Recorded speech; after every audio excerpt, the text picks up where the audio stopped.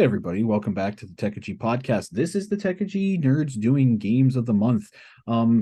Technically it's February now, but this would be for January or since the last time we recorded one, which I don't even remember. I think it was December, right? Yeah, it was the end of December. December. Yeah, December. So there's only three of us tonight. So sorry, no AD, no AD in the PM tonight here. So it's just MC, and mine says TP. Mine does not have the correct name there, so I'm gonna have to fix that. So the mics outnumber the Johns tonight. Yes. Yeah. Well, they normally do. Yeah. Not. I mean, at least the last like 5 months they have, Yeah. or so.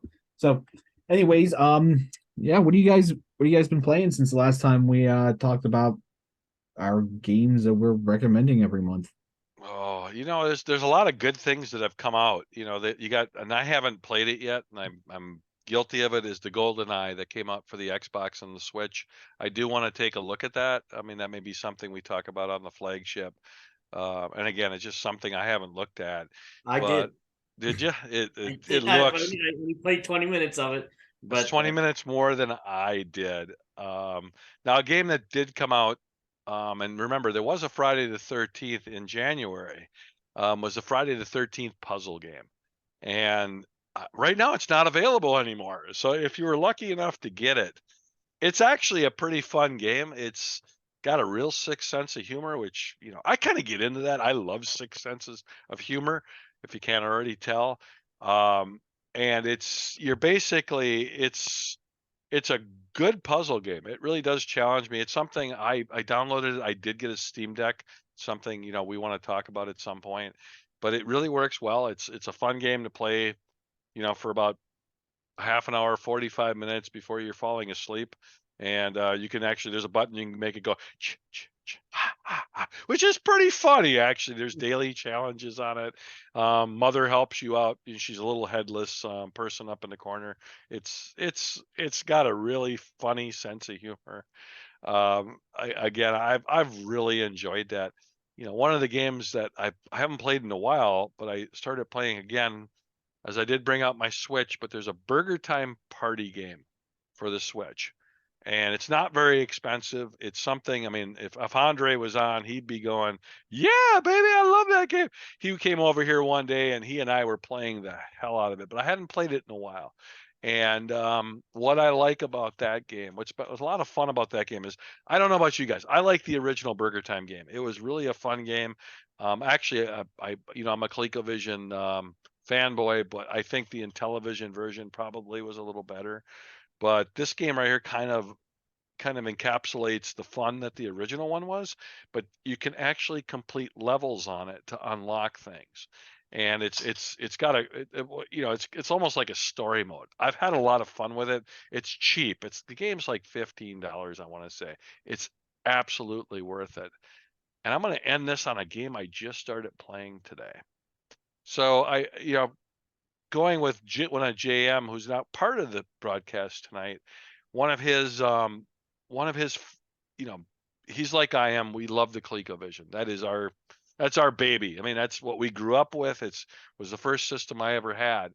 But there's a homebrew publisher by the name of Team Pixel Boy, and he's releasing his final 3 releases ever. And if you're a member of the Atari age, forums, what I like about Team Pixel Boy is that he releases his games on Christmas. So the ROMs will actually be available on Christmas. Like last year, if you go out there, you can get Asteroids and my favorite of all time, Star Castle, for free for the ColecoVision, the ROMs. He does that every year. He's always released that, but he announced that he's retiring from doing ColecoVision games. So these are the final 3 physical releases that he's doing, and all of them, I think he actually said this Christmas he's going to release them. It'll be the final Christmas. So I was actually playing Arabia, or Arabian. I had never seen this game in the arcades. It's a lot of fun. You're trying to spell the word arcade or Arabian to try to and you're trying to avoid these little things trying to eat you. But talking about old arcade classics, it probably is the closest that I've seen to an old arcade game in many, many years. I mean, it reminds me of a Donkey Kong, a Mr. Do, those kind of games. It's a lot of fun, and one of these days maybe we'll just bring it up on the screen and we'll show you guys how to play it. I'm not very good at it yet, but it's a lot of fun. Very fun game. So those are my three. MC, what about you? I mean, I Oh, know you've been playing some stuff. Oh, I got a ton of them. I'm trying to make it quick. Because I'm one guy. I don't play a game for a long time. I like to move around and play different games all the time. But my first one, which me and John played, I don't know how to say this, but Vagrante or something is the name. Anyone, John? Can you correct me on that? But anyway, Vagant, there's no R in it. well, whatever. But anyway, there is now. There is now, yeah. But anyway, basically, it's a platformer. You go through it, but it's super super hard. You'll be running, through a little like tunnel area there, and things will fall from the roof and crush you. And a lot of the monsters are pretty tough, but we had a lot of fun with it. I mean, but I did want to throw the joystick at the TV a few times, just in aggravation from things killing me that I didn't know were going to kill me. And if it wasn't for John, I would have died a lot earlier. He saved my life a few times.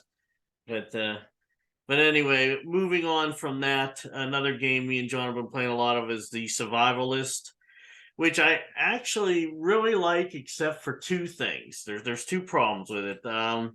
One, it doesn't give you a lot of direction in what crafting some of this stuff does, or like you have some items and you craft them and you're like, what's this for? You don't know. And then the other one is there's no like auto crafting. Like if you have to build some kind of like golden statue or something, that's not even in there, but you have to make like a piece of rope, and if you need 5 of them, you have to make each 5 pieces of rope, and then you have to manufacture 5 golden bricks, and then to make this. So the crafting is at an extreme. It's like there's no shortcuts, and it won't auto craft, and you have to sit there and basically wait for it to craft them all. So if you really like crafting stuff, the Survivalist game is for you. But other than that, I mean, it looks like kind of like I'd call it like the 8 or 16-bit kind of graphics, and it's good. I mean, it's a fun game, and there's a lot of things to do in it. And basically, you're on one island, and you can make a boat to go, raft to go to other islands, and them other islands have resources you need to build things and stuff like that. So, but it's a good game, and we're still playing it. It looks like it's on Steam and Xbox. I was looking at it. The graphics, graphics absolutely look like something from pretty much Sega, maybe. Yeah, maybe Sega. Maybe Sega era, kind of. Yeah. But it's not bad. It's just the crafting can drive you insane. But it's still neat enough to play. It's mostly positive on Steam. Yeah, I like it. So I recommend it. Awesome. I also played just a little bit of Hot Wheels Unleashed, which I kind of liked it because it's got that arcadey feel where you're riding around the Matchbox cars, and you can Hot Wheels cars, not Matchbox cars. Oh, sorry. Sorry, that's the old thing where my son had both of them and I get confused. So did I. Hot Wheel cars, and then and basically if you drift, you get a power boost. So you want to drift as much as you can so you get the power boost to beat everybody else, and you can run people off the roads, and it's all miniature, and it's like you're playing in different locations, like your living room or something outside or something. It just has track going everywhere. It's actually not bad. I mean, I recommend it. I mean, it isn't no Forza or anything like that. It's not realistic or anything like that, but it's a good little arcade fun racing game. And then it's on Xbox Pass too. So that's where I played it. I played it on Game Pass. So which is nice. And then another one that I played is the Ninth Dawn 3 Shadow of Ethereal. It's how do I explain this, John? I know John's played this too. It's kind of how do I say it? Is it kind of like a I want to call him Link, but It's that's it's not. it's like Ultima.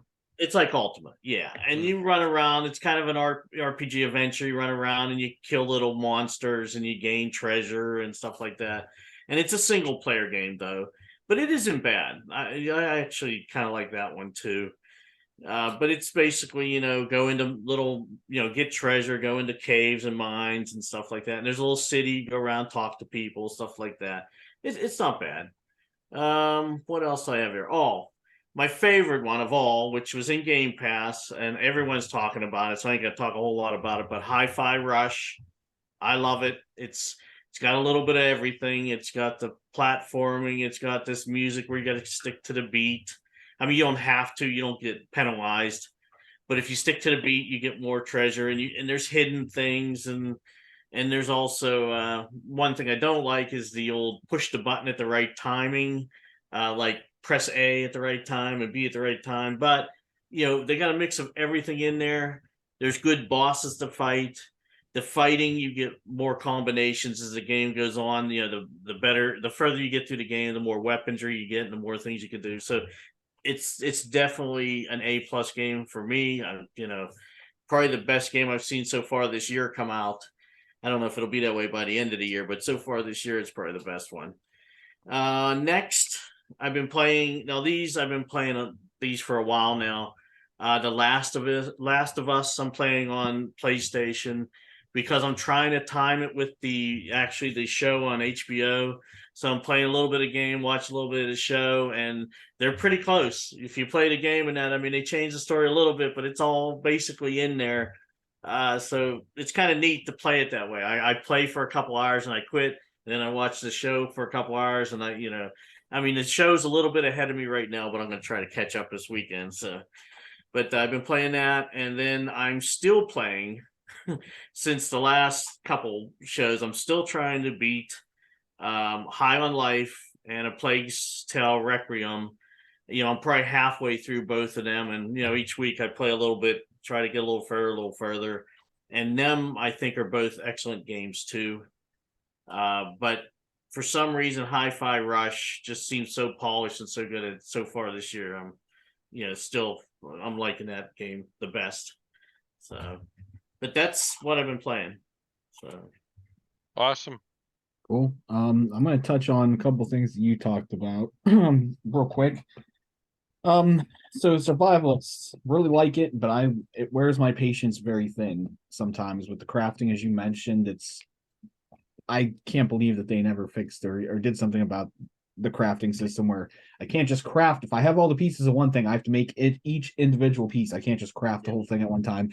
And you don't have enough inventory spots to do this. It's like if you're crafting something, you can only craft one item at a time. Then you have to go pick up different stuff from your inventory. It's so annoying.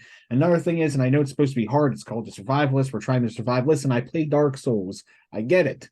I know games are hard for a reason, but there's sometimes you can't even breathe. Like you're just trying to go get a rock somewhere, and there's boars and there's bats and there's lions and there's these weird skull glowing things coming at you. It's not as hard as Dark Souls, though. I don't think it's not, but it's It is tough. in a vacuum, in its own vacuum, it's annoying. Give me a break for a half a second to hit this rock 2 times so I can get what I need from it. I still like it. I'll give it a 4 out of 5. We'll go 8 out of 10. Yeah, that's what I'd give it. We're going on yeah. that. It's a fun multiplayer game. I don't know how long before I'll lose my interest in it. But I like it because even though it's tough, it's still kind of laid back. I believe the same people that made The Escapist made that too. I want to make sure I'm not. They did. No, I'm pretty sure that's true. And there's 2 of those. There's the first Escapists, and then there's the second. There's 2 of them. Pretty sure that's true. So, anyways, let's move on. First game here is Enclave for the Xbox. Enclave for the Xbox. So you choose your own path, warrior of the light or minion of the dark. There's 12 playable characters, 25 intricately designed levels. You can wage 2 completely different campaigns. So there's 2 different ways to play this game. And Yeah, there's like hundreds of weapons and different magic spells and stuff. This is a really impressive Xbox game that got overlooked. An RPG for the Xbox completely was overlooked at the time. I'm gonna guess because Morrowind pretty much came out on the Xbox and any other RPG at the time. With then you had Final Fantasy on PS2 and that at the time, so everything else was kind of thrown away. But I believe this is on PC too. I think it's PC and Xbox. I got this on eBay for like $12. Um, I would recommend picking it up. It's worth it if you don't have it in your collection. I'm still playing it. I probably have about 10 hours in right now playing it. And I don't think I'm anywhere close in. So there's only 25 levels, but they're big levels. Um, so decent amount of gameplay in there. Another RPG. This is Bound by Flame for the PS4. I believe this was only, it might be on PC too, but this was a PS4 exclusive until it was released on PC. But this is another RPG. A lot of pyromancy. A lot of things dealing with fire, bound by flame. But it's great. The enemies are sometimes disturbing. There's a lot of half animal, half beast skeleton creatures and some weird designed creatures that you're fighting. Tons of weapons, tons of spells, real time combat. You're basically fighting against the dead army. You yourself have come back from the dead to destroy the army of the dead. Not to be confused with Army of the Darkness. Yeah, one player, worth it. I don't know, probably have about 6 hours. I've been played this one the least, but I've been playing this one, never played it before. I think I paid 15 for this on eBay, so still pretty cheap. It was new when I bought it, so you can get that pretty cheap for new. Last game I'm going to talk about that I really isn't a January game because it just came out the other day, but we're going to have to talk about it because this is potentially a game of the year here. And I think everybody knows that that's Hogwarts Legacy. Just came out. I did not buy the deluxe version, so I didn't get the 2-day early access because I didn't know that was a thing until it was too late. Stupid that if you pay $10 more, you get 2 days of early access, and then not to mention that they give this a whole nother rant that I had already had with MC about all of these content creators getting early access to video games. And even if you don't look for the spoilers, even if you're not trying to find them, they're in your face like weeks and months ahead of time. Stop it. Stop giving games to all people that have YouTube if you're gonna channels. Publish something, well, my thing is, if you're going to publish a game, it needs to come out for all systems on the same day. I'm sick of this stuff of, oh no, you got to have it before someone else and everything else, and it roll-ins for half the players. I mean, I know that PlayStation loves to do that to get everybody on their side, but you know what? I want all the games to be released on the same day everywhere, so I don't have to see or hear about the game from someone else. I want to be surprised. I don't want to know everything ahead of time. So publishers, quit doing it. Anyway, so I've been playing it. Rant. I've been playing it since midnight last night. I only had a couple hours of sleep, so I don't really know where I'm at right now. But anyways, wait till you get older. Just initial thoughts. I'm not going to give away anything in it. Just first, if you're going to sit down and do it in a burst of about 4 or so hours at the beginning, because the first 2 hours. I almost hit a wall because it starts off so slow. Well, is it tutorial in the beginning, or is it just... It's tutorial? Well, here's the thing: if you've ever played any of the Harry Potter games for any of the other systems, that they all start out revolving around being in the school and going to the classes, learning the magic tricks. It's the same thing, like the Lego games. Yeah, you run around Hogwarts and you learn the spells, and then they start throwing in some side quests, and then the main quests start branching out into more stuff. I will say this, from my understanding of the story, if you're expecting something like the massive pomp and circumstance, the story that goes along with the Harry Potter movie series and books, you're not going to get it. It's not as grand of a story. It's not as big of a story. I'm not going to say what it is or anything about it, because you can check it out for yourself. But Yeah, I'm not really caring for the story, honestly, all that much. It takes place 100 years, actually a little bit more than 100 years. I think it was like 1870 or 1880s. So about 120 years before the Harry Potter books and movies take place, because those take place in the 1990s. Um, so don't expect any of the characters from the Harry Potter books or movies in there.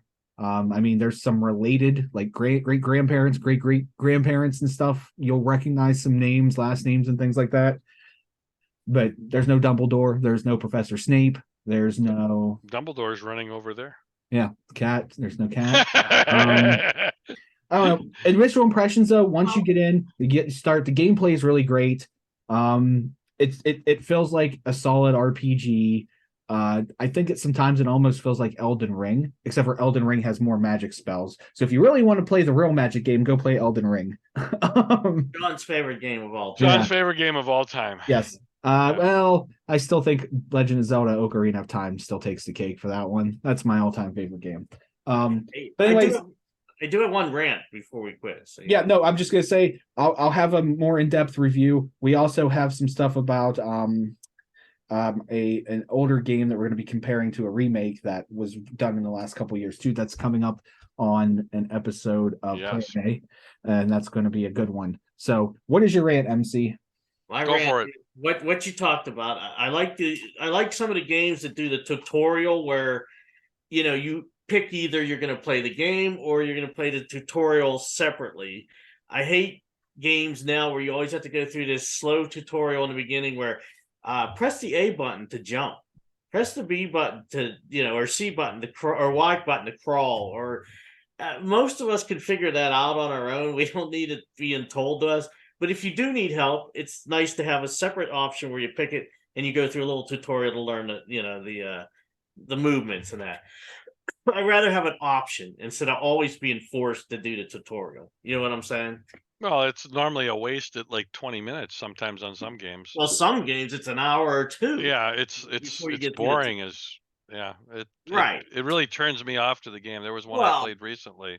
You get bored before you start the game. Yeah, there was one I played recently that was like about, what was it, a woman or a sister, a little kid, and it was supposed to be a good game, and by the time I got done with the tutorial, it was like, yeah, I'm not playing this anymore. Screw this. And there's some tutorials I hate too where you have to like finish this tough mission of jumping, shooting, or whatever, all of these 50 combinations. Let me learn that during the game. Don't make me, I can't move on to the game until I finish this tutorial of, making me do this at a expert's level or something to get through the tutorial. Just show me the buttons and the commands and let me figure it out in the game, where that right there really comes into play too. And you guys and I have noticed that when we've gotten together and played, is that if one of us hasn't played the game and they got one of those stupid tutorials before the game, it may take me 20 minutes to go in there and get through that crap so that I can play with my friends, which is the whole reason I'm trying to play the game. Yes. Yeah. So no, I'm right there with you. It's just I mean, achievement unlocked, skip tutorial. Well, my thing is give me two choices. When I go in there, show me start the game or start the tutorial, and I'll pick which one I want. After enough beer, you can figure out what the buttons are for. Well, I like to trial and error. So I die a few times actually. Yeah. So no, like I said, the most annoying thing for me on that is when I'm trying to play with friends and it's the first time I'm playing the game. It's like, where are you at? Oh, I'm about a third of the way through the tutorial. Yeah, I'm done for the night. Good night, Mike. Yeah, exactly. Exactly. When you're done, just let us know. We'll be able to play next Wednesday. Yeah, we get one night to play together, and I have to sit there and do a tutorial while you guys are playing the game, and I can't even play tonight, And we laugh and we pretend we're having a lot of fun too while you're doing that. Yeah. Yeah. Well, we're just sitting there watching it snow or something in the game. So cool. A lot of good games. I can't wait till the Player in A. I think that's going to be a lot of fun this month. It will be. We got some more reviews coming out of that too. So stay tuned. We have capture devices. Yes, cheap ones. No expense is ever spared for the Techegy podcast. Actually, we'll do a review on the device itself because it's kind of impressive that little thing can hold up. I mean, I had no problem streaming from my PlayStation 5 to my capturing it on my PC with that. Yeah, I had the Retron 5 actually hooked to it, and I was impressed with how well it actually worked. So yeah, we have to do a review of that. Yes. Yeah. All right, everybody. You know what, as the nerds usually say, stay nerdy, my friends. Burp. We got to record that. No, Yeah, it's a lot more. we could just have Andre sing "Never Gonna Give You Up," and that could be the ending. No, that's probably a bad idea. Probably get a copyright takedown. Yeah, probably. After we do it, first couple times we wouldn't. I bet you after doing it for about 10 episodes, we would. Rick Astley would be really upset. Yeah. Okay, I know what we can do. We need to put our saying to music and have a little words and a bouncing ball across the screen. You know, that would be good. Yeah. And then we could be with the jackets and do the stuff that I don't know if we want to go that far. All right, I'm hitting the end button. Yeah, it's like, that's it, man. Game over, man. Game over. See you guys on the next Take care. podcast.